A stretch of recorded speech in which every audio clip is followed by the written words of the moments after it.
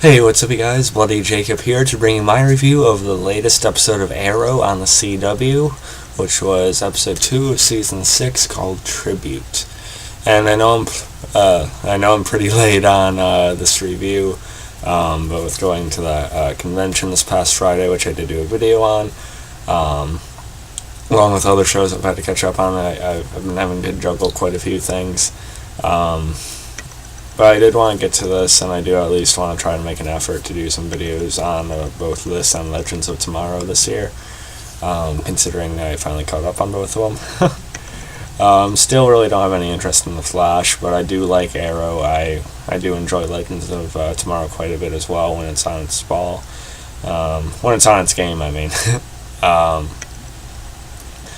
And as far as, you guys can watch my review of the Season 6 premiere I did last week. I'll put a link to that at the end of the video. But, I thought the premiere was fine. I liked it. Despite sort of the disappointment of there being no real consequences of the bomb going off, with Adrian Chase and everything. That was fairly disappointing. Sure, Oliver's, son's mother died. Can't remember her name. Important, but not really for the fans because they didn't really spend that much time with her. It would have been much better if, I do like Thea, but it would have been much better and felt more real if Thea had actually died. I know that would really break Oliver, but at least it would matter to the story. Or if Felicity died, which would have been great, because I just don't like her. Anyway. It's still odd that they seem to be building back towards Olicity, Oliver and Felicity romance this season. There wasn't much of it in this episode, but in the premiere there definitely was. It's just odd that don't they see like the hundreds of comments saying how much they dread that relationship. I don't know. So despite the disappointment with the result of the bombs going off last week, I still thought the flashbacks are fairly well done for what they were, and I liked Slade's involvement in the episode. We didn't have anything quite as strong as, Slade or, the flashbacks for what they were in this episode, but I still thought this was a fine one. We see that after last week, of course, Oliver's identity is now at risk of being the Green Arrow.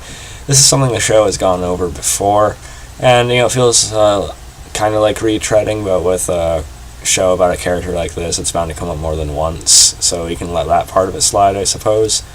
There's an FBI agent that's going to be looking more into him now, even after he sort of got out of it again this week. And I thought that part was fine. I read IGN's reviews. I don't always agree with them, but I still I still skim over the reviews when I have the chance. And, they said there's no real, basically no real consequence or change because of the investigation. There kind of was, actually. I think they were wrong about that. Because with Oliver still being looked into, he realizes that he needs to put his son first, but, of course, like Batman, which we'll talk about in a second, he still realizes that the symbol of the Green Arrow needs to be out there in some form, even if it's not necessarily him every single time. It still needs to be like a thought out there for anyone. So he has Diggle take that on. We'll see how that goes next week, but Diggle meanwhile still dealing with some trauma from what happened to his hand. We found out it's more about shrapnel that got into it, but they are playing it up like more of a psychological thing with Diggle, and I think that part's okay. I don't really think it's fully needed. He almost got Dinah killed this week, which bugged me, because it seems like Diggle would have handled situations like this differently. So I think this plot point's a little bit weak right now, but it was cool to see Dinah get out of it on her own anyway. That was awesome. Again, it would be much better if they built towards Oliver and Dinah, not Oliver and Felicity again, but whatever. That part was okay, but back to the William thing. I actually thought some good scenes came out of it this week. I like the conversation between Oliver and Renee. Actually, that was actually some genuinely solid acting between Stephen Amell and the actor who plays Renee. Sorry, I don't know his name off the top of my head right now, but it was a pretty good scene there. And again, Oliver's decision to not only drop it because of the pressure on him right now and all the eyes looking at him, but dropping the arrow thing temporarily for William to spend more time with him and be a father and be there for him. It's definitely within Oliver's character to do that for his son, I think, after everything he's went through with his father and, just everything over the seasons. I think it fits. And, it's not going to be that long before we see Oliver suit up again. Maybe it'll even be in the next episode. But, I think it's fine for now. Just the Diggle part, it's a little bit confusing, I think. But, yeah. And as far as Anatoly this week, I thought he was pretty good as well. Definitely has a different feel from most of the episodes he was in last season. Although we've seen that there was a more villainous side to him last season, we definitely get more on that this week. Excuse me, just gotta fix that a little if I can. But yeah,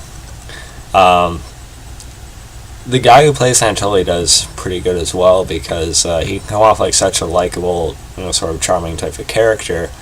It could be like a fan favorite almost, but then, he's definitely on the wrong side of things now. I don't really think there's much going back for him. I even thought Oliver might have been forced to put him down this week, but I think they're holding off on that. So it could still go either way, I guess, but I don't think there's a whole, like, full circle redemption in store for him or anything. And of course, I like how Oliver used the antidote with the arrow, trick. I like that. So, yeah. Overall, I thought this was a good episode. Like I said, despite the disappointment with the flashbacks last week, I still kind of liked them, just because of, Slade's involvement with them and, Slade's scenes. And there's no Slade this week. But I still enjoyed this episode. I'm going to give it, about the same as the premiere, maybe a little bit lower or a little bit higher. It could go either way, but still roughly an 8.2 out of 10. I rated the premiere last week about an 8.3, so it's kind of close, but yeah, I did like it. So you can follow me on Facebook, Twitter, subscribe, and I'll catch you guys next time. I'm planning on watching the new Netflix Stephen King movie 1922 tomorrow night. I'm going to try and get back to my horror movie videos, with that coming up.